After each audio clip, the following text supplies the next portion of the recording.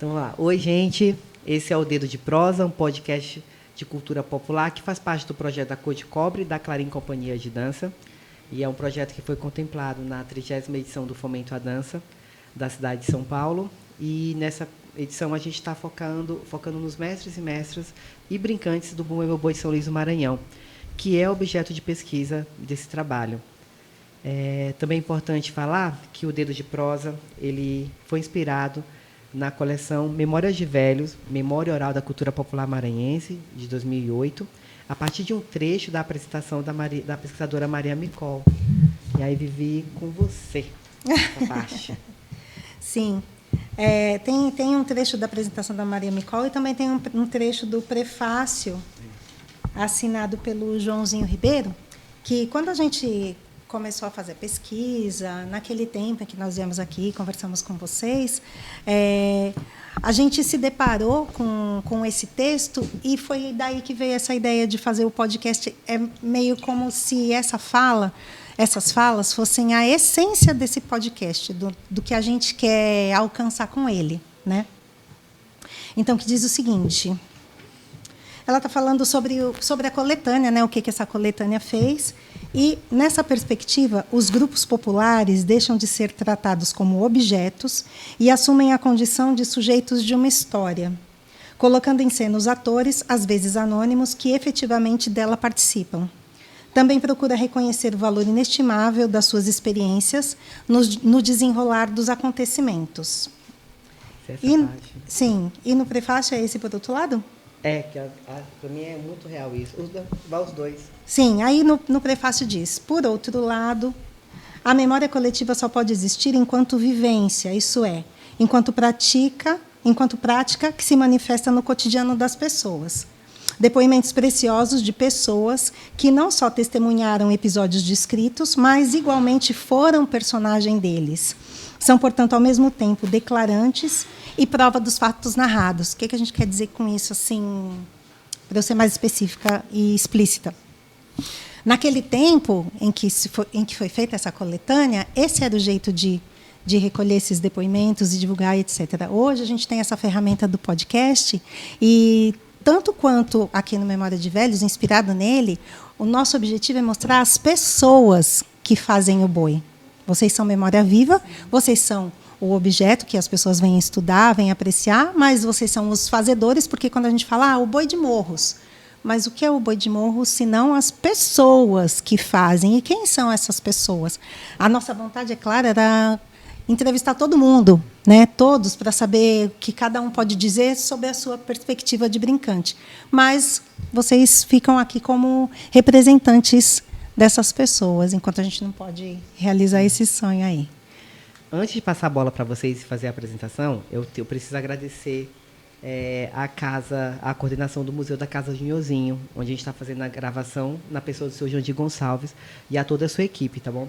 A produção aqui em São Luís está sendo do Daphne Nascimento e do Denis Hasek, e a produção do audiovisual da Fina Areia e Deu na Telha. Beleza? E certo. Agora, com vocês, só fazer aquela abertura do Boi de Morros quando o Lobato vem anunciando. Vai ser bom, mas não tem essa voz, gente. Então, agora, Boi de Morros no nosso podcast. Bom, bendito e glorificado seja Deus, né? O Deus triuno, o Deus santo.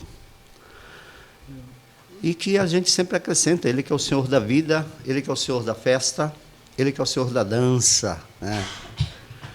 Então, quando a gente faz todas essas coisas e que vira história, tem por essência e por natureza essa espiritualidade, né? Ele é o Senhor da dança, por exemplo. O grupo, né, mentor dessa grande pesquisa e dessas memórias que eles querem registrar, é um grupo de dança, né? Consequentemente, quando a alma baila, quando a alma dança, né, está essa essência divina vibrando dentro de nós, exatamente nos trazendo a natureza de que a alegria ela tem que ser constante nas nossas vidas, né? Então, por isso, nada mais do que digno de que levantarmos o louvor ao Senhor da vida, da festa e da dança. Nossa, Lobato, é muito. Eu converso muito com a Clarissa. Eu fico morrendo de vergonha de pedir para você vir. Então eu sempre ficava conversando com ela, que fala assim: se você conseguir levar seu pai, eu agradeço, assim.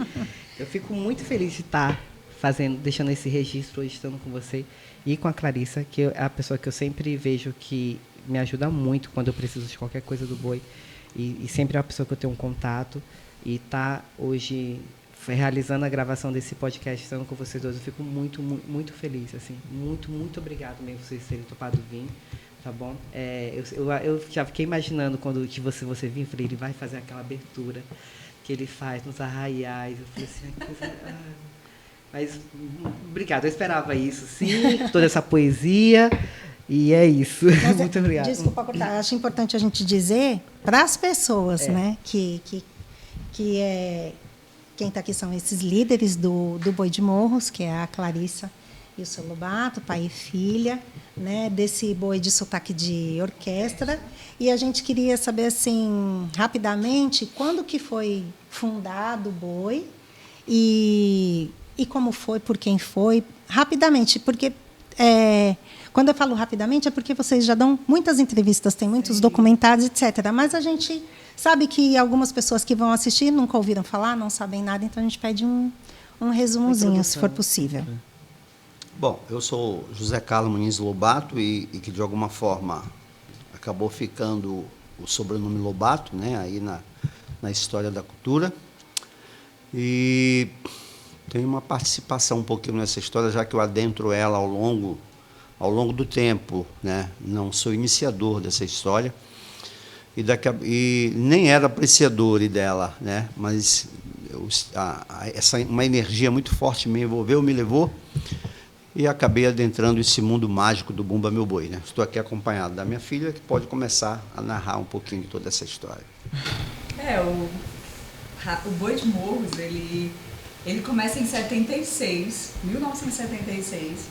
Eu digo que eu costumo chamar de fase um pouco a nossa história, né? Dividir ela em fases. Essa primeira fase, o boi se iniciou dentro de uma escola normal, rural de Morros, que assim se chamava a escola lá, pela uma professora que é parenta nossa, né? O boi é bem familiar, é aquele grupo que vai passando de pai para filho, mas também de tia para... Né? Então, assim, é bem familiar. E aí ela inicia em 76 o grupo dentro de uma escola. E aí ela faz o boi por 3 anos dentro dessa escola. Depois, ela com dificuldade, a diretora não pôde mais ajudar, professores, ela se encontrou um pouco sozinha. Então ela desistiu, ela teve uma transferência para São Luís, que ela trabalhava em Morros, né? Teve que vir morar em São Luís, e aí ela disse, poxa, eu não vou poder mais continuar com esse trabalho dentro da escola. E aí as pessoas que já gostavam, que já acompanhavam, os pais dos brincantes, começaram a lamentar, poxa, Marlene, tu não vais mais fazer o boi, uma ideia tão legal. E aí o meu avô, que é o José Lobato, que é o pai dele, né, era um desses já carteirinha ali marcando presença, ajudava a professora a realizar, os filhos que estudavam nessa escola participavam. Então, além de tudo isso, ele era amante da cultura, um homem super festivo, adorava fazer quadrilhas, e as quadrilhas eram muito elaboradas, com cavalos, ele era muito festivo. E aí ele resolveu dar continuidade a esse trabalho iniciado na escola. E aí a segunda fase eu digo que é a dele, né? Que ele também faz por 3 anos. Ela faz 76, 77, 78, ele faz 79, 80, 81. Só que ele faleceu em 82, nesse ano que ele faleceu o boi, teve 1 ano de luto. E aí em 83, a esposa dele, a minha avó, que é a matriarca do boi, faleceu já com 97 anos, ela assumiu esse legado, né? Porque conta a história e os irmãos que no leito de morte, ainda já pressentindo ali que ia partir, ele pede para ela que Maria, o nome da minha avó é Maria Isabel, né? Ele disse, Maria, não deixa a brincadeira acabar, dá continuidade, é uma brincadeira feita por jovens, né? E aí, assim, precisa. E aí ela, em 83, né? fez assim tudo que estava ao alcance, mas por ser mulher, ela enfrentou muitas dificuldades, né? Descrédito também, porque naquela época a mulher, né, tudo que se metia, as pessoas duvidavam que isso ia continuar. A sociedade morroense tinha muita dúvida, Zusa morreu, o boi morre com ele. E aí não, ela foi lutar, mostrar. E aí os filhos, o meu pai não gostava, ele mamãe, larga isso de mão, papai, larga isso de mão, né? Não, eles tinham os trabalhos deles, né? Funcionários federais, a minha avó e meu avô, e também na concepção deles eles não tinham que estar cuidando de boi, né? Mas aí eles vendo a dificuldade da mãe, né? Tentando ali cumprir a promessa e se deparando com alguns problemas, eles tiveram que acudir, né? Então, assim, ela tentou reunir músicos, tentou buscar o boi, e aí os músicos despacharam no dia que ia ter uma apresentação, não tinha cantador, porque tudo nessa época era chamado alguém para fazer, os amos, né? E aí ele, com o meu tio, que também canta com ele até hoje, começaram a essa ajuda, né, com a mãe, para colocar o Boi de Morros dessa continuidade, continuar que o boi dançasse. E aí eles estão até hoje. Então eu digo assim, que essa terceira fase é com Maria Isabel e com eles, né?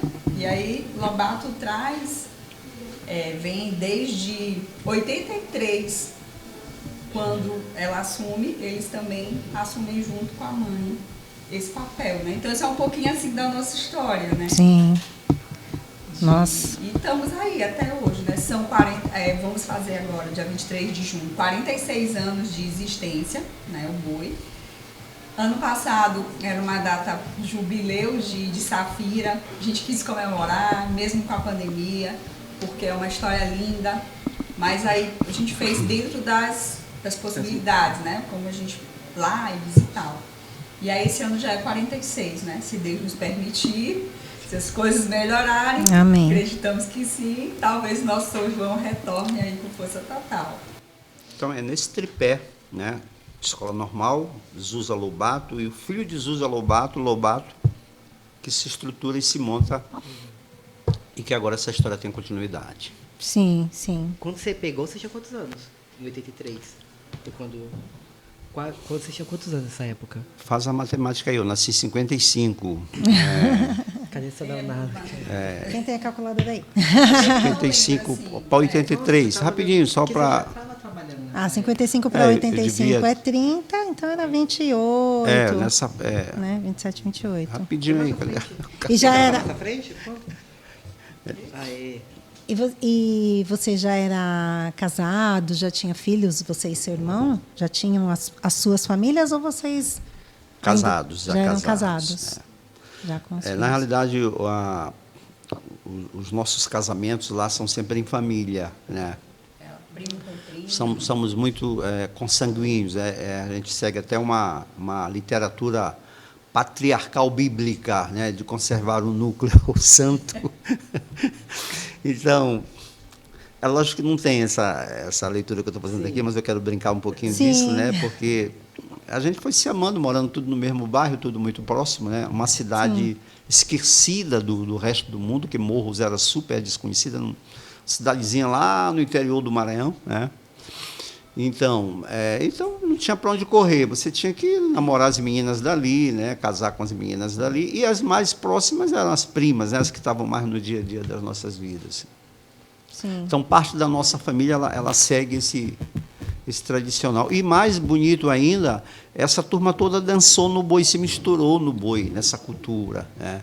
Eu, pelo menos, sou casado com a minha esposa, que foi vaqueira e índia do boi, né?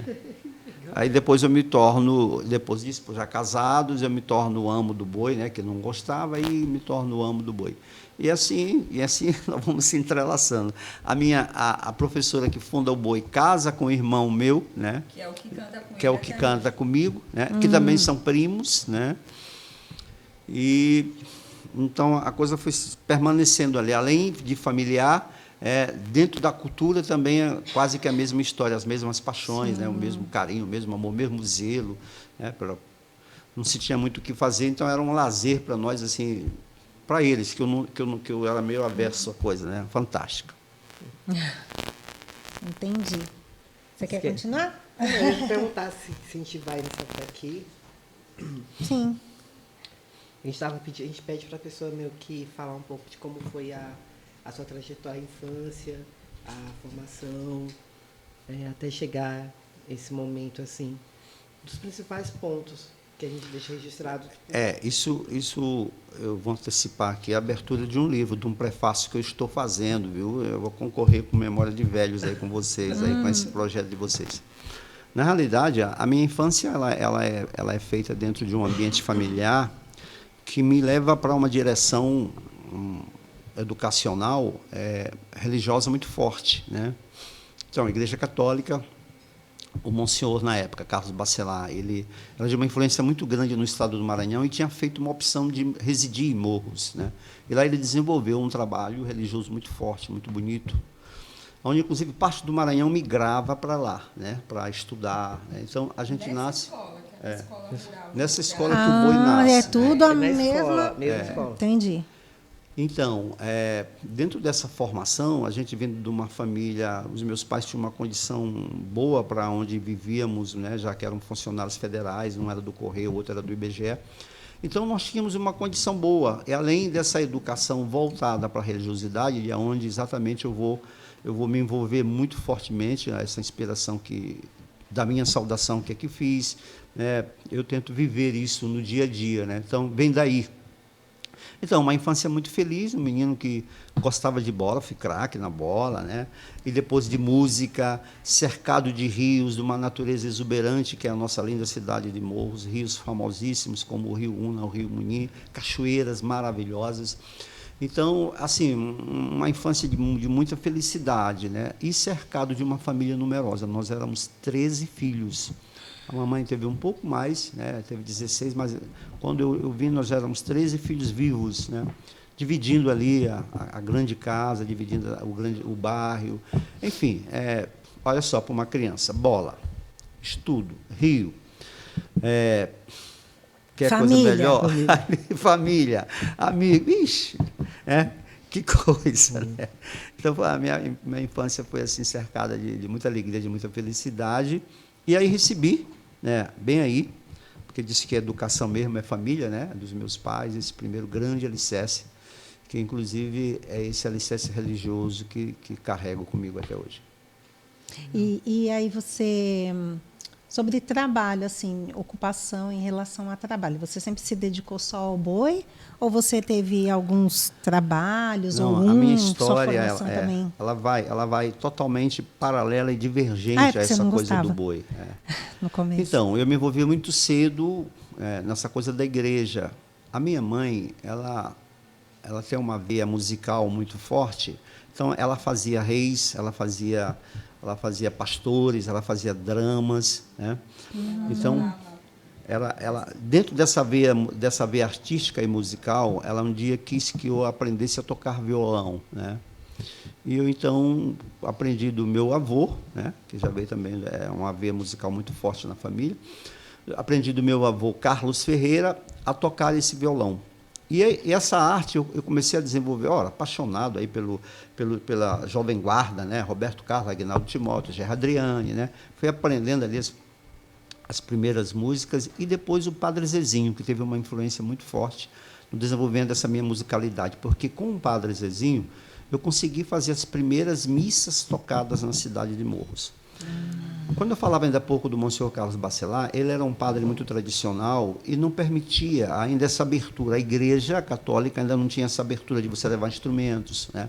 Então foi comigo, na cidadezinha de Morros, com a morte do Monsenhor Carlos Bacelar, a chegada de um outro vigário, o padre Luiz Muraro, que era italiano e vinha com outra cabeça, então ele permitiu que se introduzisse nas missas a musicalidade trazida, e no caso eu tocava o violão, então eu fui o pioneiro dessa grande história. Aí chegamos, foi uma emoção danada, ficou tudo muito bonito, muita gente chorando na igreja, e comecei a desenvolver aí, né, esse meu talento musical, com as músicas do Padre Zezinho, que são bem atuais até hoje, né? Maria de Nazaré, quem não se lembra do Carpinteiro, né? Um certo dia, à beira-mar, Apareceu, um jovem Galileu. Não. Meu Deus, vou te mandar. A gente, lá em casa tem esse LP ainda. Ninguém sabia. E, bom, vem a oração de São Francisco, né? Senhor, fazei-me instrumento de vossa paz, onde houver ódio, que eu leve o amor. Então, foram músicas que a gente foi assim chegando, e aí, bom, me tornei presidente do grupo de jovens. Fui rapidamente, acho que por essa performance, elevado a professor de religião dessa escola onde o boi nasce, né? E ali eu comecei a me envolver um pouquinho com essa história do Bumba Meu Boi. Até porque ali a menina que era a menina dos meus olhos já estava lá próxima da tia, fazendo o boi com a tia, né? E aí, eu, como já professor de religião dessa escola, né, fiquei ali muito perto, acompanhando algumas coisas. Bom, aí há necessidade, antes de eu chegar a ser professor na minha cidade, da gente migrar para São Luís, né, que dista da nossa cidade 100 quilômetros hoje, né, mas era tipo assim, era muito mais longe, porque só se vinha de barcos, né? Não tinha acesso, não tinha estrada. Então eu tive que vir para São Luís à busca de concluir meus estudos, né? Eu fiz lá o fundamental, eu tive que vir fazer aqui o resto. E então, escola técnica, a minha formação é técnica, fui ser eletrotécnico, depois me empreguei na empresa que cuidava da energia aqui do Maranhão, que é a SEMAR, né? Meu primeiro emprego, meu último, porque lá eu me aposentei, né? Então, esse técnico, com essa musicalidade religiosa, é que aqui e acolá dava os conselhos. Esse negócio de boi não tem futuro, sai disso, que isso aí, né? Eu acho que a minha mentalidade ia para aquela mentalidade da época. Isso é coisa de negro, de bêbado, de analfabeto, né? Porque era assim naquele período a cultura daqui. Sim, eu acho né? que eu não estava muito distante de pensar essas coisas, não, né? Apesar de não viver essa discriminação por causa da religião que eu vivia, observava muito isso, mas tipo assim, não era meu apê estar lá, não. Eu não tinha prazer em estar ali. Apreciava, como já falei a história. Então, eu volto para Morros para ser o professor de religião, depois volto para cá para continuar. Foi um estágio na SEMAR, um período que do estágio até o meu emprego, eu me distanciei por alguns meses até ser chamado, aí volto para trabalhar em São Luís e aí continuo aqui, né, a minha carreira de técnico na SEMAR. E é aí que vem toda essa tragédia que aconteceu com a morte do meu pai, né, e que a minha filha já narrou com a dificuldade da minha mãe, né. E aí é que eu vou entrar na história como que, movido por esse espírito, dizer, eu vou mostrar de que o papai soube nos educar e que a saída dele, né, a família tem jeito de continuar. Sim. Porque a cidade de Morros, na época, apostava.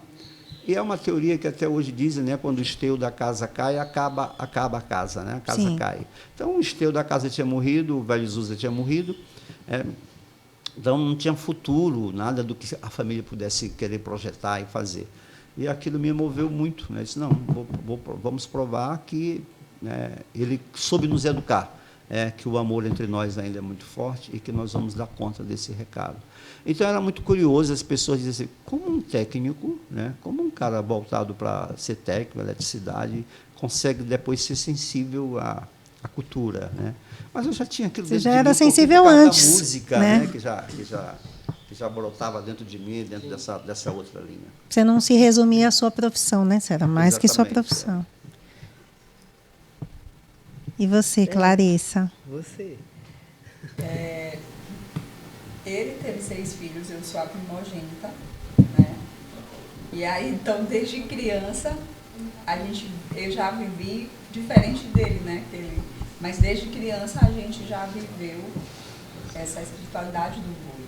Mas também, no começo, eu não gostava muito, porque eu achava, tinha que acompanhar todas as noites. Eu me lembro que os meus irmãos, os outros 5, dançavam até primeiro do que eu. Eles gostavam mais, né? E a minha mãe fazia a roupinha deles para acompanhar a noitada do boi, mas não fazia a minha porque eu não queria, né? Porque eu achava cansativo, acho que eu achava chato, né? E aí dava tantas horas da noite eu dentro do ônibus rezando para cancelar. Despedida, porque, Sim. tipo assim, despedida eu ia para casa Sim, dormir, sim. né? Sim. Então eu me lembro, eu tenho boa assim, lembrança do boi dançando ali na Forquilha, que tinha um arraial muito famoso lá. Poeirão, agora pai. Era Poeirão. Poeirão, eu criança, doida pra cantar, chegar a música de despedida, porque eu sabia que com a despedida eu ia pra casa. Mas isso depois da quinta dança, sexta, porque antes o boi dançava, era tradição ter 8 apresentações por noite. Então começava às 5 da tarde, terminava pela manhã, né?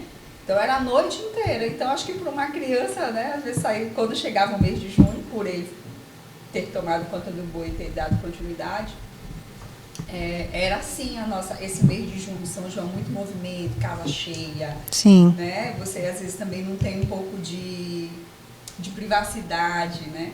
Eu acho que por ser a mais velha, talvez eu analisava todas essas coisas. Mas aí chegou. Então, assim, eu estudei, né? A gente tinha Santa Teresa, depois fiz faculdade de filosofia. E aí, quando o boi, nesse inteirinho aí, eu lembro bem o ano, chegou uma viagem para Brasília. O boi veio para Brasília, aí nunca tinha saído do Maranhão, doida para viajar, e falei para papai, pai, eu quero viajar. E ele disse, mas se você for, você vai tomar o lugar de um brincante, porque eu não dançava no boi, então só se tu fores para dançar. E eu não tinha roupa, meus irmãos tinham. E aí minha mãe falou assim, vamos arrumar uma roupa pra você. E aí eu pedi uma roupa emprestada.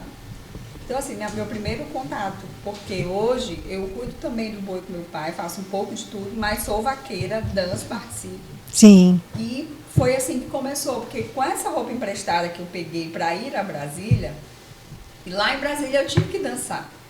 E aí eu gostei, eu dancei e gostei. Então quando eu voltei, foi só uma dança, foram 2 danças lá e a gente já retornou para São Luís. Quando nós voltamos, a minha mãe falou assim, eu vou fazer uma roupa para ti ano que vem. E é de vaqueira, porque a roupa que eu consegui foi de vaqueira. Foi de vaqueira. Você ficou muito bonita de vaqueira. Aí eu disse, não mãe, não precisa, eu não quero. Só que ela fez, escondido, meio que... Surpresa. De surpresa. Eu lembro que a roupa era vermelha e dourada. Não sei se a senhora lembra muito. Vermelha e dourada, toda no cantilho, cheio de franja, né? Super diferente, porque hoje em dia o boi trabalha com roupas iguais para todo mundo, né? Mas naquela época, os vaqueiros, todo mundo era livre para escolher um modelo e fazer o modelo que quisesse, né? Então tinha meio que a mãe podia puxar saco e colocar alguma coisa a mais. Não era uma coisa ordenada, né? Todo mundo igual. E aí foi assim que eu comecei a gostar. Desculpa. Na época, depois que voltou devagarzinho, eu passei a dançar. Aí as minhas primas, que eram mais velhas do que eu, ajudavam ele nessa parte de compra de material. Na época a gente não viajava para comprar, era tudo comprado aqui em São Luís, na Rua Grande. E aí, por ele trabalhar na Seimar, passava o dia inteiro, né? E aí não sei como que ele conseguia fazer o boi, hoje eu me pergunto. Porque tinha 6 filhos, uma escadinha, um atrás do outro, né, para cuidar. Escola para pagar, uma família numerosa, né, as despesas lá em cima e tinha os custos do boi. E aí as minhas primas ajudavam ele nessa questão de ir ao centro, escolher o material, comprar. Na época eu lembro que a gente era pequenininha, ele levava a escadinha para ir no centro ver um figurinista de loja de tecido que pudesse desenhar a roupa dele. Não tem aqueles figuristas de loja? Sim. Fica. Ainda tem, lá na Rua Então, Grande. era assim que ele fazia, né? E aí o figurinista às vezes dava umas ideias legais, e aí às vezes tinha um tecido lá, eu era pequena, eu lembro, era mais ou menos assim, entendeu? E aí as meninas iam, as minhas primas iam, Flávia, Catiana, que eram de Morros, mas também estavam em São Luís estudando, elas ajudavam muito. E assim eu fui gostando. Depois eu passei a fazer isso com elas, eu passei a gostar, né? Hoje eu escolho tudo, né? A gente já organizou melhor, tem uma pessoa que pega o tema, né? Porque ele introduziu o tema quando ele, assim que ele assumiu, ainda com o trabalho lá com a mãe dele, com a minha avó, ele e acho que também por causa dessa questão da educação religiosa, ele passou a trazer temas. Eu acho que Lobato e o Boi de Morros é pioneiro com essa história, né? E aí a gente foi até muito criticado na época, porque tema é coisa de carnaval, é do Rio de Janeiro, mas meu boi não tem que ter tema. Mas hoje em dia, se você perguntar, todo boi tem, né? Então se copiaram porque foi bom. E aí, com os temas, a gente passou a se organizar para que as pessoas... a gente escolheu o tema, mas se eu não me organizar para que quem esteja do outro lado da plateia entenda, né? Então a gente passou a pensar, não, a roupa, o figurino, a indumentária tem que estar voltada para o tema, a musicalidade. Então tudo no Boi de Morros está entrelaçado, está ligado ao tema, né? E aí eu fui tomando devagarzinho gosto para as coisas. Hoje faço o seletivo, participo de todas as etapas que vocês imaginarem. Né? Entendi. E que idade que você tinha quando você... Tinha essa idade da viagem de Brasília? 14 anos. Adolescentezinha. E os meus irmãos já dançavam desde 2, 3, 4. Mas aí só aos 14 que eu... Entendi. A gente falou sobre o sotaque, se perguntar? Não. A gente quer saber, mesmo que isso as pessoas possam pesquisar em vários lugares, mas sobre especificamente o sotaque de orquestra... qual a principal característica e as principais características assim dentro dos instrumentos, da indumentária e das personagens. Por exemplo, uma pessoa está assistindo o podcast, nunca ouviu falar de boi e é algo que ela pode olhar e identificar, falar assim, isso aqui é boi de orquestra, porque naquele dia eu vi aquilo. Como que vocês podem apontar assim? O que vocês podem apontar?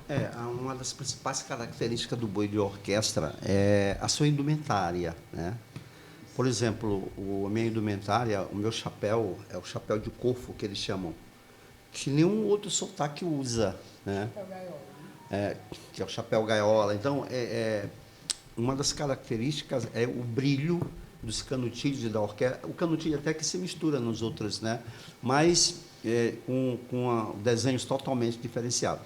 Olha, quando ela falou desenho, por exemplo, quando eu adentro esse mundo da cultura e do meu boi, realmente eu já vou procurando uma ideia nova de como a gente se apresentar melhor, né? Então, quando eu vou até a loja, atrás de um figurinista para fazer um desenho de uma roupa minha, né? Então é porque a gente já saiu daquele estilo bem tradicional, né?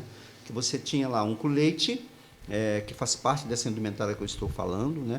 Mas o colete também é uma coisa que é muito usada também pelos outros sotaques. Mas esse estilo, né, da indumentária é bem característico da orquestra, né? Do sotaque orquestra. E aí o nome já diz, a orquestra ela é sinfônica, né? Você vai ter aí a harmonia, você vai ter o banjo, né? Você vai ter o saxofone, você vai ter o pistão, você vai ter o trombone, né? E, consequentemente, a percussão.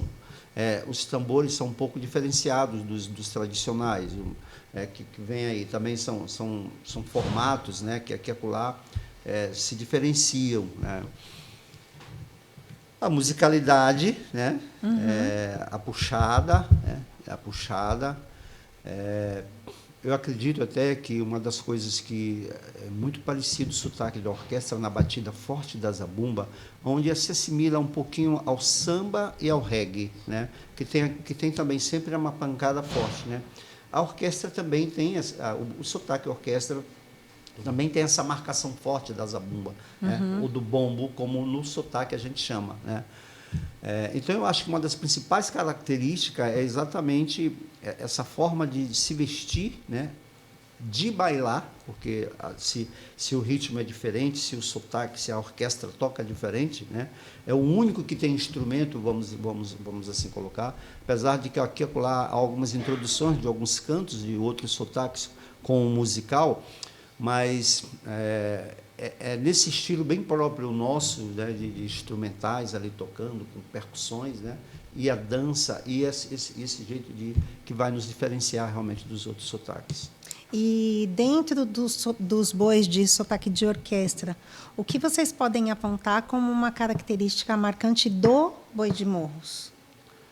Olha, uma característica marcante do Boi de Morros é um pouquinho dessa história que a gente já contou, de eu ir ao figurinista, né? de eu colocar um tema e desenvolver a história a história secular, a história milenar, né, do Chico e da Catirina, e dar para a época dar um andamento um pouco mais alegre do que se vivia. Se você, por exemplo, vê o Boi de Axixá, que é um pouco mais idoso do que o Boi de Morros, nós temos uma diferença de ritmo e de puxada. É mais para frente. Exatamente. Então, isso foi algumas coisas que eu fui buscando para dizer, ei, eu estou aqui, eu preciso ocupar um espaço, né? Sim. E aí eu não podia repetir tudo aquilo que já estava no mercado, né? Então, e o boi, movido por uma juventude, eles precisavam de algo mais animado, né? Então, isso foi uma característica marcante do Boi de Morros.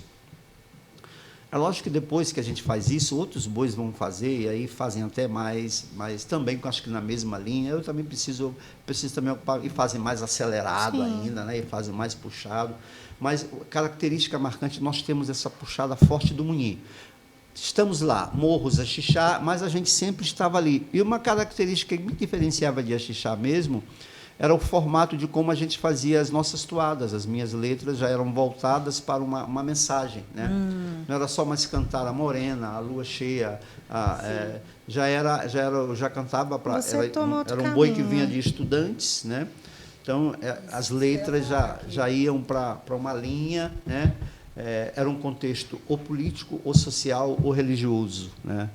Tanto que, quando eu chego, eu irrompo com direta já. O Brasil está em pleno apogeu e eu faço uma toada voltada para a direta já. Então, isso se tornou uma característica marcante do Boi de Morros, né? Esse contexto com que a gente foi colocando o nosso bailar, o nosso dançar, né? E essa proposta de continuar com o Bumba Meu Boi de Morros. Só para complementar, Claro. o Boi de Morros, até hoje, ainda hoje, a gente ouve aqui e acolá algumas críticas com relação a algumas coisas que, no passado dos anos, a gente foi, talvez, acrescentando, né? E aí eu digo, gente, mas se você for lá na fonte, você vai saber por que esse novo olhar. Porque era um olhar diferenciado, porque o boi nasceu dentro de uma escola. E a professora já veio rompendo barreiras. Ela em entrevistas, ela fala assim, foi difícil reunir os alunos, convencer os pais dos alunos que aqueles jovens eram capazes de fazer, porque havia a discriminação do bumba no boi. E o pai dizia, minha filha não vai dançar boi é coisa de bêbado, boi é coisa de velho, boi é coisa... Ela disse nada disso. Então, ela ia tentar convencer o pai daquele aluno do contrário, que era cultura, que era arte, que era importante, que era o nosso antepassado, que era a nossa história. Sim. E aí, quando ela foi elaborar as toadas para um boi dentro da escola, ela não podia fazer versos com palavras erradas. Ela era professora de português. Então, ela começava, quando ela pediu uma toada para um cantador, às vezes ela precisava corrigir as rimas, né? E aí, assim, as roupas, a primeira roupa do boi, de moço, foi a fardamento da escola, né? Porque eles não conseguiram fazer. E aí, quando tiveram um dinheirinho a mais, quando foram fazer, já fizeram adaptando, porque o pai só deixava se a roupa da Índia fosse mais assim, né? Então, tem todas essas questões. Então, desde o seu nascedor, ele teve que romper e, às vezes, quebrar algumas regras, porque ele nasce dentro de uma escola, né? Que era uma escola referência do estado do Maranhão, porque muitas pessoas de outras cidades, municípios vizinhos, iam buscar sua formação em morros, né? Então, tem esse rompimento. E, assim, Zusa manteve isso, Lobato manteve, né? O que é o Bumba Meu Boi? É o alto do Chico e da Catirina? Legal contar isso, mas então vamos enriquecer, vamos ver como melhor contar, né? E aí, assim, eu posso somar a contar a história do Chico e Catirina uma mensagem para a sociedade, e aí o Lobato, não, então vamos acrescentar o tema, se a sociedade está discutindo a direta já, vamos o Boi de Morros levar, depois de contar a história, vamos dar uma chamada. Então, a gente sempre quis, nas buscas dos temas, fazer com que quem está na plateia, de alguma forma, levasse essa mensagem para casa. Não fosse só, olhei o Boi de Morros, tá legal e tal. Não, poxa, então uma mensagem legal, levasse as pessoas a refletir, né? E com o passar do tempo, uma característica bem nossa, porque como ele tem o berço dentro da igreja e ele é professor de catequese, de grupo de jovens, e depois de ele levantar alguns temas super importantes nessas discussões e juntar com a história do boi, que foi a história, a luta da mulher, né? As diretas jaz, o assunto sobre a natureza, a preservação da natureza, o menor abandonado. Ele também passou a trazer temas religiosos, né, que trazia então, uma mensagem de evangelização muito grande dentro do show. Né? Então, uma das nossos objetivos hoje também é evangelizar através da arte. Né? Alguns historiadores e religiosos dizem que o que o Boi de Morros faz é a enculturação. Juntou a religião e a arte para levar essa mensagem nos arraiais, né? E ele faz muito isso, né? Como pegou temas bíblicos, né? E quando a gente vai desenvolver com todo esse cuidado. É do cocar, de que pena colocar, de que cor melhor colocar para estar no tema. É nas viagens, quando a gente vai, na escolha do material, depois vem as coreografias. Uma característica marcante do Boi de Morros são as coreografias. Porque desde criancinha que a gente gosta do boi, a gente foi ensinado, e tipo assim, a música dizia, lá vai, o meu batalhão, Boi de Morros pra dançar de coração. Aí parece que o braço já pede, né? Esse lá vai. E era uma coisa estática, é só o pé para frente e para trás, que é a característica do sotaque de orquestra. O passo principal é esse para frente e para trás, com a perna direita, né? Ela vai e vem. E aí, quando a minha prima disse, gente, por que a gente não faz? Ela cheguei com o meu batalhão, com o Boi de Morros para brincar de coração. Era uma chegada que ele tinha feito. E o Boi de Morros ia para o Teatro Arthur Azevedo. Era a nossa primeira vez dentro de um teatro. Então a gente quis fazer algo diferente. Aí ela colocou o braço. Cheguei com o meu batalhão. Aí, quem já fazia boi, que estava com a gente, falou assim, ela está ficando doida? Eu não vou fazer isso, eu não vou pagar esse mico.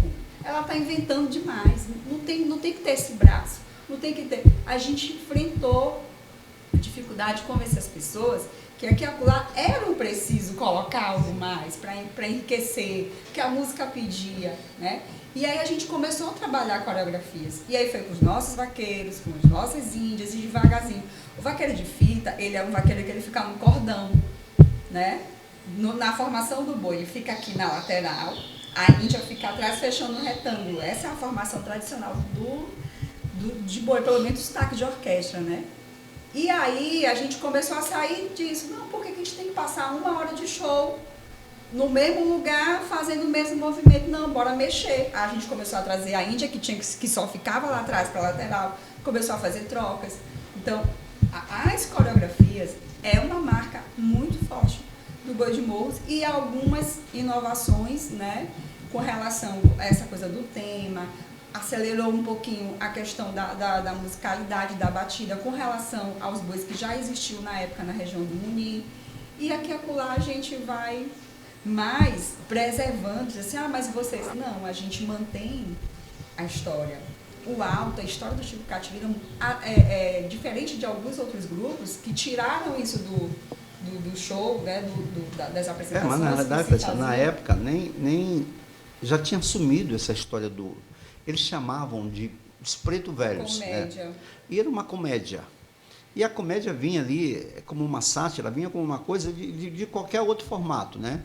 Já tinham saído daquela história que depois a gente vai que é comigo, que a gente vai voltar a fazer isso, é com o Boi de Morros, né, que a gente resgata e bota um casal, né, para fazer a personagem de Chico e de Catirina. Aí resgata exatamente a história.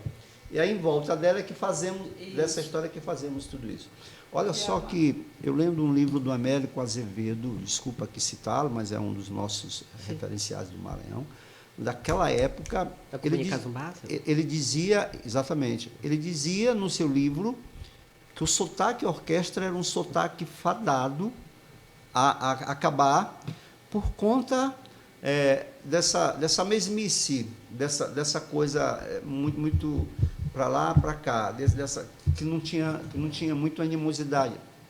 Olha só, eu fiquei estarrecido porque isso eu nunca tinha percebido. De repente, ao ler um dos livros, ele fazendo essa observação, então a gente fez tudo certo, né, ao longo da história, né, porque isso foi atraindo, foi trazendo pessoas, os jovens que não gostavam, como ela já lembrou, passaram a gostar, né, e toda uma juventude se apaixonou por isso, né. Hoje o boi é feito de universitários, olha onde chegamos, né? Então, essa paixão, ela não veio a gente mantendo aquilo. Então, essa necessidade de romper com aquele formato, foi uma ânsia assim, super abençoada. Sim. E hoje o sotaque orquestra prolifera aí, né? Não, ele não foi profeta nesse aspecto, não acabou. Ainda né? bem. Porque Morros irrompeu. Tanto que algumas pessoas dizem, apesar das críticas, como a minha filha já lembrou, que a gente sofreu isso, se a gente for falar aqui do que eu passei, né, jornais em São Luís abriu, em Parcial, Estado do Maranhão, o Lobato está mudando a história, o Boi de Morro está mudando a história, era críticas. E eu dizia assim, nós vamos fazer o seguinte, tem duas situações aqui. Uma, a gente vai seguir os críticos ou vamos seguir um público que está nos aplaudindo? Aí eu tinha que tomar uma decisão. Vamos seguir o público que está batendo palma, que diz que está show. Né? Sim. Porque se a gente fosse atrás realmente dos críticos na época, tinha me recolhido, acabado o boi, que nós não estávamos fazendo cultura. Nós estávamos fazendo, era outra coisa, né? Mas não era cultura. Mas no que fazíamos, nós éramos os que tinham a essência do negócio. Né? Eu vejo que é um caminho natural, porque assim, vocês têm uma formação do que a gente, dos grupos, a gente só pode falar dos grupos que a gente pesquisou, né? Vocês tinham uma formação já diferenciada, que era como você falou, por uma professora dentro de um colégio, e um colégio que tinha uma ligação religiosa, católica, né? Cristã. Então, isso já é um super diferencial. Lógico, uma professora, quem é professor, creio eu, nasceu para ensinar, para provocar reflexão. Então, para mim, ouvindo, que não sou daqui, para mim essa narrativa ela tem um caminho natural. Então, e aí é toda uma família que tem essa coisa do pensamento. Você foi cursar filosofia, não à toa, né? E aí você mesmo com essa sensibilidade musical, mas essa coisa sempre atrelada à religião, que bate muito forte em você, é claro que o resultado de qualquer coisa que vocês fossem produzir, vejo eu que ia ter esse diferencial. Né? E eu vejo essa questão da história, do alto, como alguns grupos que a gente conversou, tal, que eles deixaram de fazer nas apresentações, mas eles têm os rituais deles em que eles têm o alto, que já não é o caso de vocês, porque vocês não são um boi ritual. Vocês devem ter, claro, os rituais de vocês, mas não como os bois, por exemplo, o de Zabumba, que a gente estava ouvindo, de Baixada, que tem um outro tipo de raiz, vamos dizer assim. Então, eu vejo bem natural. E não tem como, porque você vê... Desculpa. Você vê 10 grupos fazendo de um jeito e você vai lá e você vai fazer de outro. É natural que as pessoas tenham estranhamento, né? Uma característica forte nossa, e é uma das pessoas também, mas quem fala é porque nunca viu a nossa história, não sabe desse início, né? É justamente, Boi de Morros é teatro. Eu ouço muito isso. Eu digo, gente, mas vamos estudar o Bumba Meu Boi. Vai lá no início. Era puro teatro. A professora conta, porque na casa dos Usa, quando Morros não tinha Bumba Meu Boi, e ela decidiu levar para a escola, porque Morros era pequeno, mas já tinha quadrilhas, tinha outras formas de arte, né? E de dança, de coco, São Gonçalo, que é muito forte lá, mas não tinha Bumba Boi. E o meu avô sempre gostava e levava para dançar nas casas, que o boi dançava era em residências, não tinha essas estruturas todas. Então, na casa dele, se passava muitos bois. Passava o boi de Axixá, que já existia na região, Sim. Juscelino, toda aquela região, Rosário já tinha Bumba Boi. Então, eles iam visitar a casa do meu avô. E ela conta que era chato, porque de uma hora de apresentação, o boi chegava, tocava o chegueio, lá vai, ter a sequência, né? Sim. Disse, gente, agora senta, que vai começar a comédia. E aí os brincantes sentavam e a comédia ia começar. O que era a comédia? Era a apresentação do preto alto. velho, que é o Chico, como chamava na época, e a mãe Catirina. Então, era mais de um preto velho, eram vários. E começava aquela molecagem, né? Porque ia para a questão do humor, eles tentavam fazer a plateia sorrir. Isso demorava 1 hora, que ela dizia. Então, quando ela foi fazer o boi, ela já disse assim, poxa, eu quero fazer o boi, mas eu não quero fazer uma comédia tão longa, porque ela percebia que as pessoas já achavam longa. Então, quando ela fez na escola, ela fez a comédia, que é o teatro do alto, que é o principal, só que ela fez um pouco mais curto, né? E a Isuza fez igual a ela. Quando o Lobato pega, olha o que ele faz. Ele pega o teatro e canciona. Ele faz o teatro através de uma música, Sim. com paradas muito pequenas, que ficou muito legal. Foi uma reformulação. E Morros passou a fazer isso. Os bois não faziam mais. E aí disse, não, gente, mas é a nossa história, é o principal, não pode sair do show. Então a gente começou a fazer de um novo formato, mas não deixamos de fazer. E aí, como o pessoal já não fazia mais, as pessoas achavam que a gente estava inventando, né? Não, a invenção já existia, só que a gente só fez de um novo formato, né? Sim. De um novo olhar. Mas isso foi tão legal que o Estado do Maranhão, nas suas políticas culturais, ao querer enxugar um pouco essas apresentações que o Estado já contratava para fazer, e para querer mostrar essa identidade cultural, por exemplo, uma grande pesquisadora, a doutora Francisca Estessa Marques, ela é uma das referências que fez esse grande trabalho.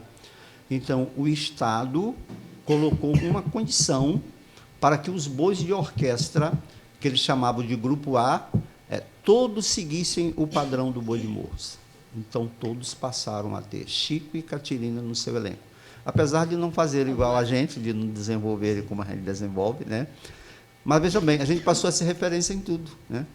E depois, tem que ter vaqueiros, campeadores, tem que ter vaqueiros de fita, tem que ter... E Chico e Catirina é obrigatório, senão o grupo não se apresenta no...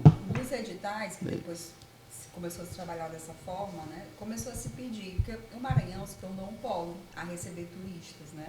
E os turistas vinham para ver o nosso Maranhão tem de melhor. E claro que a gente tem muitos grupos maravilhosos, mas às vezes, e eu não sei como foi que a secretaria viu isso, né, não é preciso ter a história para que o turista entenda, né, para que ele saia dali.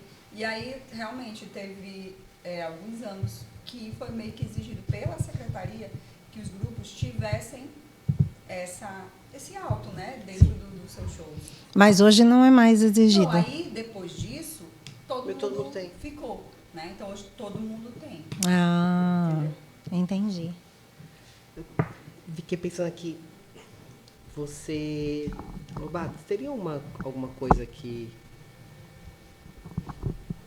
no boi que foi mais difícil assim para você para manter depois que você assumiu?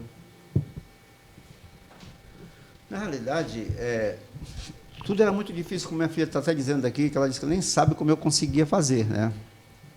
Então, aquilo me impulsionou de um formato tal que eu cheguei no boi e com toda aquela ânsia que eu já tinha, da musicalidade que vivia dentro de mim, eu botei na cabeça que naquele ano eu gravaria o primeiro vinil do boi, em 1983. Então, eu cheguei no boi e já fui gravando um vinil, né? Vivia em São Luís, tinha umas facilidades, né, por aqui, eu já conhecia algumas pessoas, né? E consegui também resgatar no boi uma coisa chamada, porque dentro da minha visão religiosa, era como o cristão, né? O cristão, quando nasce, ele batiza, né? Sim. Até chegar à morte, né? Então, era uma outra coisa que eu acabei ritualizando no folclore do Maranhão. A gente começou a fazer o batizado do boi, porque eu comecei a escolher para o boi padrinhos, né? Então, em 83, eu escolhi uns compadres meus como padrinho do boi. Mas isso até então não acontecia? Não tinha Mas essa parece que coisa. eles, assim, com esse nome. Não acontecia com vocês, né? Porque com os outros grupos Mas acontecia. Não tinha aquela coisa do batizado, não tinha aquela coisa. Né? Com essa cerimônia de Não jogar tinha essa água, entrega de para ter- Deus, entendeu? de ter Voltar para. padre dentro da igreja, a gente na época não sabia. A gente desconhecia se alguém fazia, né? Isso na igreja. Que que nem se batiza uma criança, né? Sim, sim. Então, Mais ou menos isso essa tudo é cerimônia. porque eu passava isso. Não, vamos entregar para Deus, o projeto é dele, né? Vamos. Vocês- Mas por quê? Porque a festa era para. Olha para quem era a festa: São João, precursor de Jesus Cristo. São Pedro, o discípulo da pedra. Eu edifico aqui a minha igreja. São Massal, São Pedro, Santo Antônio. Né? Então, era uma festa com o nome de santo, mas altamente profana. Eu disse, não, nós temos que purificar isso aqui. Mas é que é tudo a ver com a nossa cultura, né? Exatamente, Porque mas era, tem exato. muita coisa que tinha, vejo eu, né? Me corrija se eu estiver errada, Não, mas tá eu correto. vejo que tem muita coisa assim da ancestralidade negra, até Isso. que esse era o caminho para poder se fazer Pronto, as coisas, né? Correto. Então, aí eu fui dizendo assim, não, vamos fazer disso aqui algo mais, melhor, mais puro, né? mais agradável a Deus. Me passava isso, né? Bom, aí escolhi os padrinhos, né? Fizemos o primeiro batizado do boi, ficou batizado. Aí, hoje, essa doutora Esther que eu falava, ela chama de ciclo, né? O ciclo que vai do batismo à morte do boi, né? Então, essa é onde se desenvolve a história nossa no Maranhão, é esse ciclo que nasce, batiza e morre, né? Então vem as matanças. Então, realmente, por exemplo, a morte do boi sempre foi, tem grupos que não fazem, mas era muito forte nos bois grandes, como Maioba, como Maracanã, né? A gente sempre teve nos outros sotaques, né? Então, aí conseguimos gravar o primeiro vinil. As dificuldades, elas vieram mais, porque, tipo assim, nós chegávamos a trazer o boi, tiramos o boi, por lembrar que essa história é muito importante. O boi não passava do João Paulo, por causa dessa discriminação. Mas o boi de morro bonito, foi o primeiro boi a botar mulher no cordão, vamos assim dizer. Um cordão cheio de mulheres bonitas. O primeiro boi com uma mulher cantando, ama, né? Então, o boi que não passava do João Paulo, né? Porque para cá era elite, né?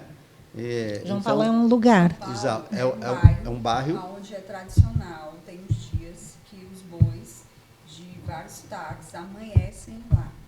Né? Então, isso aí já era tradição. E as pessoas que dentro da geografia, que eram mais elitizadas, que não gostavam, que faziam essa discriminação, às vezes faziam esses comentários, boi não passa do João Paulo. Quer dizer, ele não vai chegar nos grandes salões. O boi não vai adentrar a alta sociedade. Né?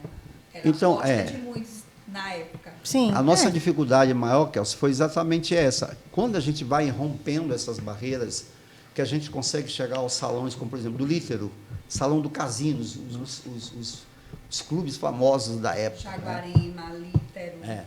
Quando a gente consegue adentrar com um grupo folclórico, isso aí era uma... Né?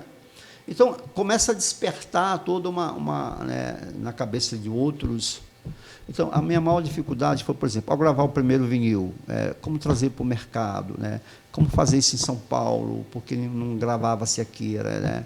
Então, as grandes dificuldades que eu tive na época foram essas.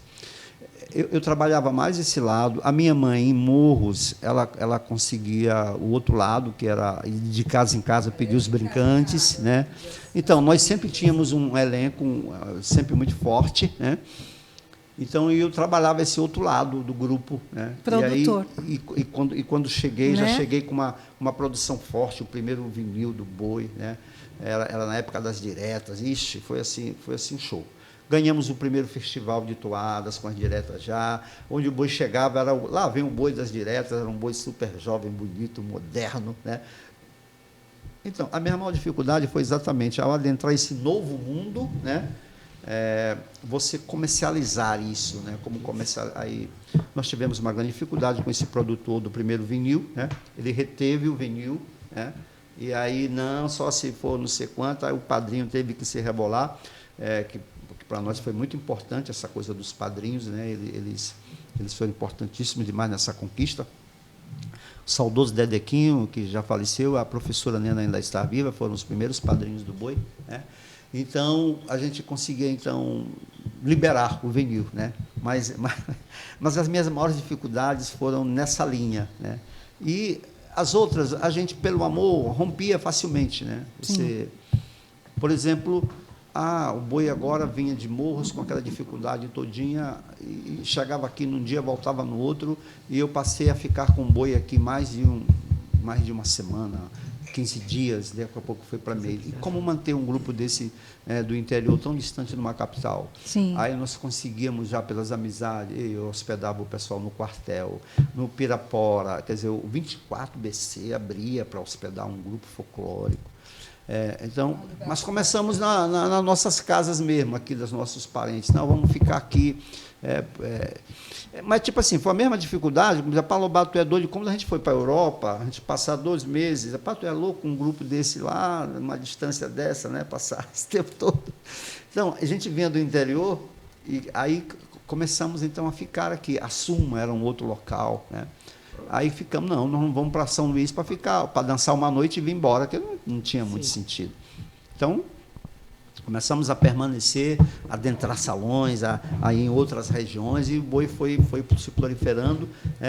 Nesse sotaque foi sendo admirado, né? Se você for ver hoje, eu até digo assim, você não consegue fazer um boi de matraca como você faz um boi de orquestra. Por exemplo, São Luís, que é forte o boi, que é a tradição aqui. De repente, romperam um boi de orquestra aqui em tudo quanto foi canto, né? Tudo olhando morros, tudo, né?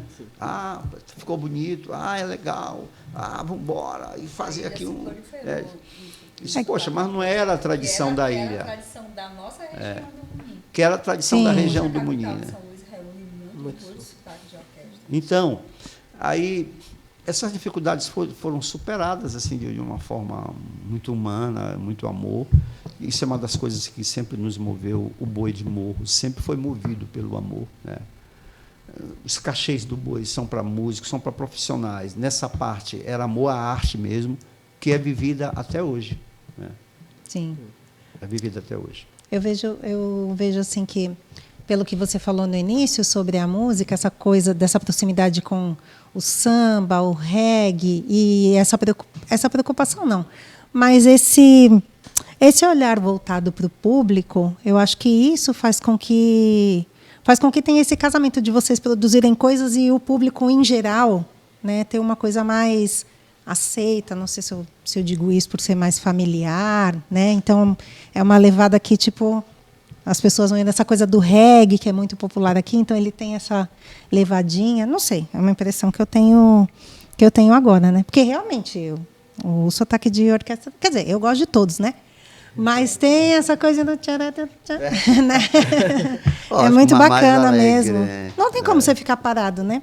Assim. Mas até hoje a gente ainda tem gente que vem para visitar o Maranhão. Você vai, vamos botar assim, de 100 turistas, né? Você vai ver um que vai dizer assim, o Boi de Morros, né, tá muito exibição, tá muito. Mas 99 vão dizer, com aquele grupo eu entendi o que é a história do Maranhão, o que é a história do boi. Com aquele grupo eu vi que, né, ele está.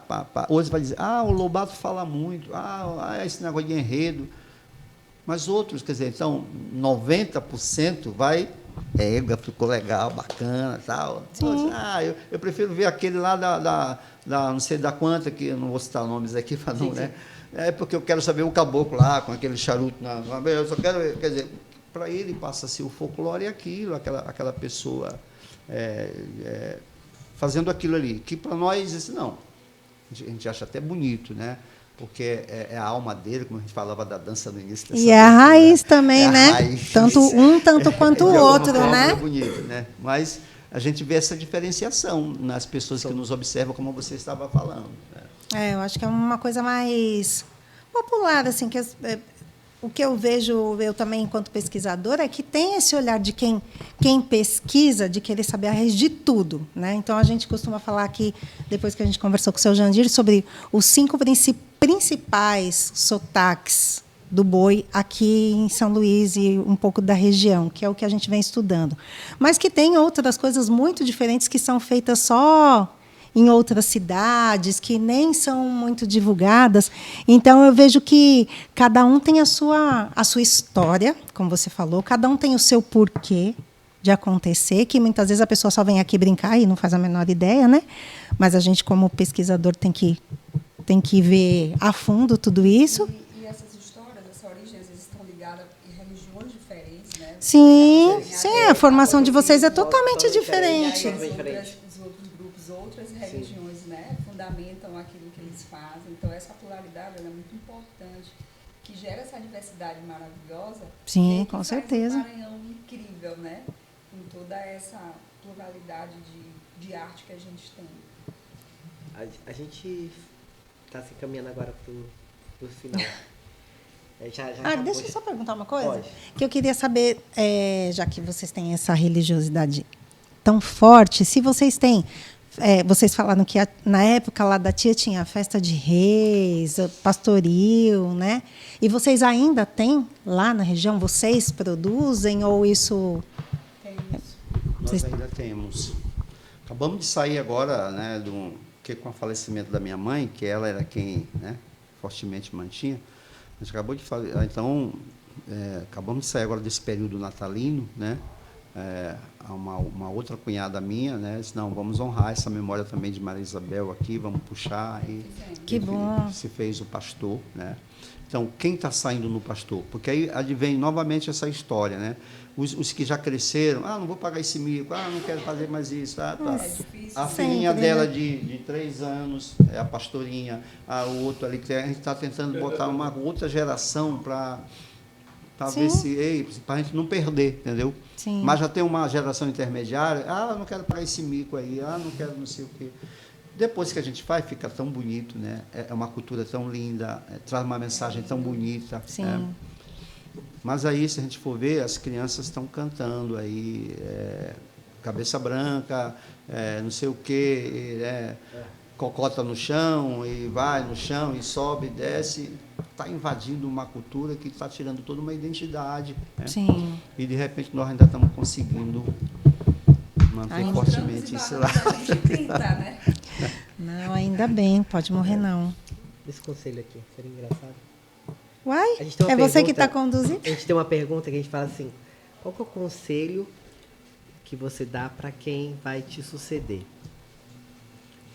Aí a pergunta, você tem são quantos filhos? Vocês são 4? 6. 6. 6. Essa mesma coisa que aconteceu. Agora vai. Ai. O que seria? Na realidade, eu não sei nem aconselhar, porque esse aspecto.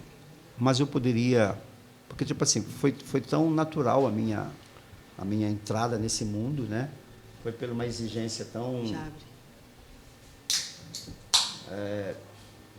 humana, né? Tão de história de família, tão que eu nem sei dizer, mas eu posso dizer isso desde muito cedo, desde o primeiro vinil. O pessoal dizia, Lobato, se tu não preparar ninguém, isso vai se acabar. Né? Mas aquilo que eles me diziam, eu dizia, eu não preciso preparar porque meus filhos já estão dentro comigo da história. Né? Então, eles já dançavam, já amam, né? Eles já estão vendo como é que se faz, que se diz, como eu consigo, né? Teimoso pelo amor que tenho à cultura, né? Não vai dar certo, bora, vai dar, não sei o quê, e fazemos o show, e tem sempre um admirador, aparece alguém. Então, eles já estão fazendo a história comigo. Uhum.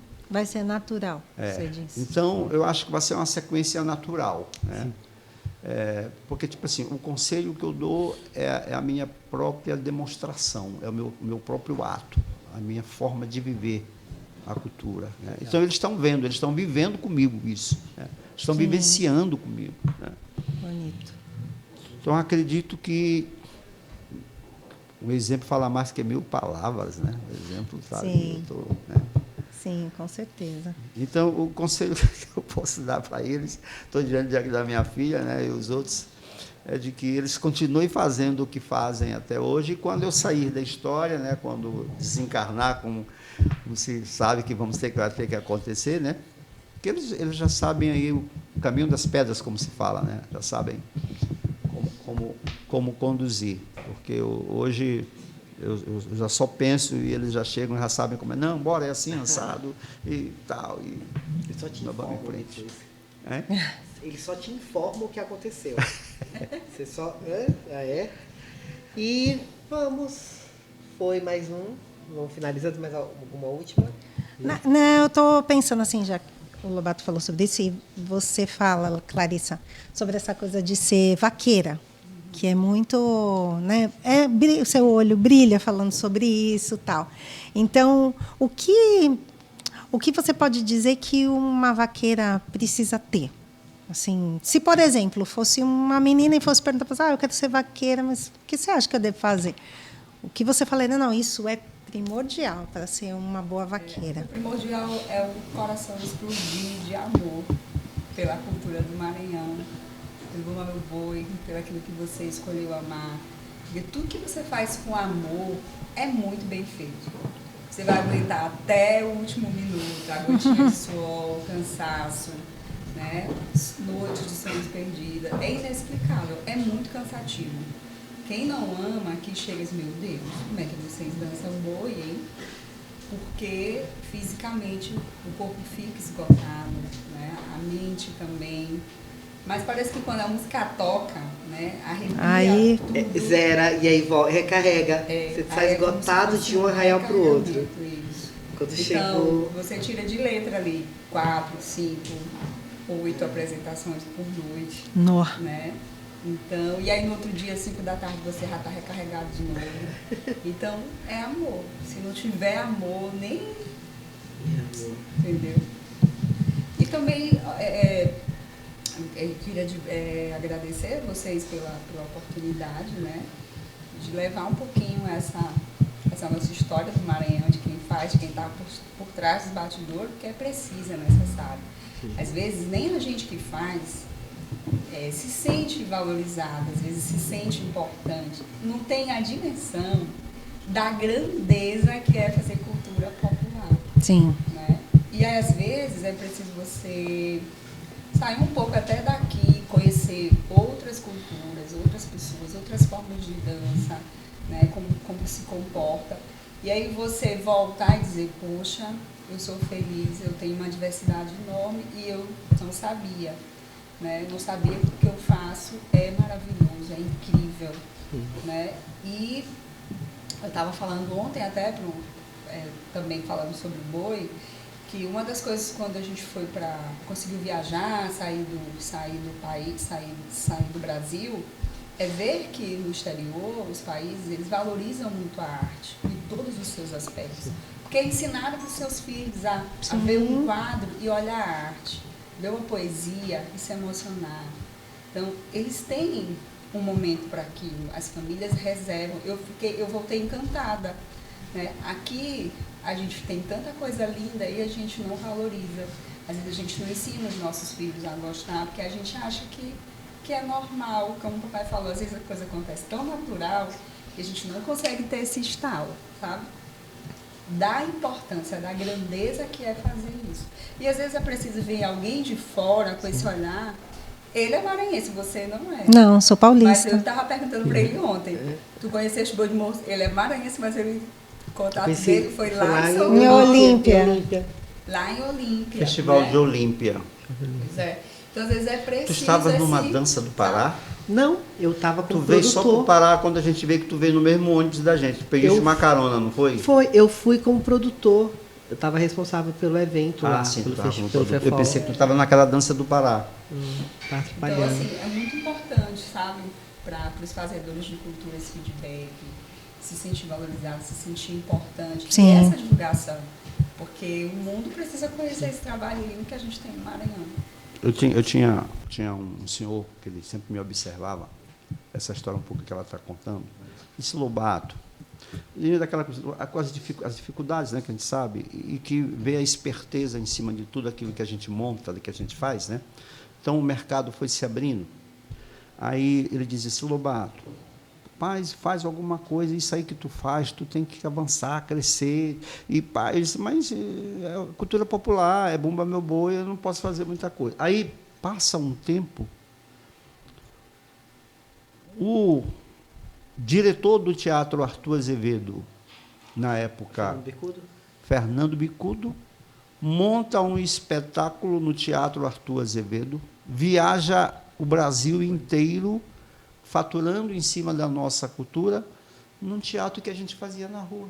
Ele pegou o teatro de rua, botou no teatro, pegou o que a gente fazia na rua, botou no teatro, saiu enchendo a bilheteria pelo mundo afora. Aí ele dizia assim para mim, não te disse que iam ganhar dinheiro aí em cima do que vocês fazem? Mas, infelizmente, a gente é pequeno perto de um negócio desse, né? Quem chega com estrutura, quem chega... isso aí, poxa, pode encher os olhos do mundo. Porque isso sempre, para mim, foi um grande sonho, de um dia transformar a toada do boi, como um dia se transformou na musicalidade brasileira, a música baiana, como se transformou o carimbó do Pará, como se transformou o samba do Rio, né? Bom, aqui e acolá, alguns já gravaram algumas coisas nossas, né? Alguns cantam, mas ainda não tem aquela coisa, esse ritmo do Maranhão pegou, né? A dança. Não, né? a letra, você fala a toada mesmo. Eu não falo da letra, eu Sotaque. falo o sotaque, o ritmo. Né? Porque a letra outras pessoas já gravaram. Como o axé aconteceu, né? Você imaginou um dia isso se transformar, a dança do Bumba Meu Boi se transformar numa coisa nacional, capaz, né? Como no momento A teve gente a deixar febre de do ser boi local. bumbá, né? Que era uma coisa, uma... Carpicho, banda Carpicho. Isso, Carpicho. justamente. Então, isso sempre... Então, de repente, vem alguém com mais estrutura, pega o que a gente já faz aqui no dia a dia, né? E eu estava lendo uma reportagem do Fernando do Bucão, outro dia. Ele até cita a data em que o Estado começa a entrar nessa história. 1990 é que o Estado começa a organizar um pouquinho os grupos, porque os grupos dançavam mesmo por uma comida, por uma bebida, Sim. Era numa rua, era numa casa, como já contaram para vocês aqui essas histórias. Sim. Né? Então, parece que em 1990 que o Estado começa a fazer um pouquinho dessas plataformas, né, desse novo modelo. Desse olhar. E aí a gente já vai dançar, não é? Aí já vem outra discussão, já vem uma... Bom, mas pelo menos já houve uma... Né? Bom, transformar isso um dia, Fernando Bicudo conseguiu fazer, como você viu. Agora o Américo Azevedo, que eu citei também, faz espetáculos que viajam aí o mundo inteiro. Né? Nós já conseguimos sair daqui e fazer algumas coisas aí no exterior, mas ainda é um sacrifício muito grande, né? É uma pedição muito danada. Ei, me ajuda, me faz isso. Sim. A gente ainda não tem uma política voltada realmente para essa coisa. Então, um sonho um dia realmente é ver. Acho que nós já estamos nas considerações finais, né? Um dia a gente voltar a ver que a nossa cultura, a cultura do Maranhão, né? Ela se transforme numa moda, como já se transformaram os outros ritmos pelo Brasil. Sim. Faça mais forte sempre. Sim. E Amém. Isso. Amém. Eu quero agradecer mais uma vez vocês estarem aqui presentes nesse pontapé que a gente está dando dessa gravação de podcast, que seja uma primeira etapa de muitas outras, porque tem muita coisa para ser falado, tem muita coisa para deixar registrado, tá? E é muito importante isso, a gente deixar esse registro e ter 2 gerações aqui, tipo, de uma brincadeira tão importante, de um grupo tão importante e significativo aqui para o Maranhão. Bom, obrigado. Também, você. E Amém, gente. A nossa Até gratidão. a próxima. Amém. Até. Obrigado. Valeu. Gente.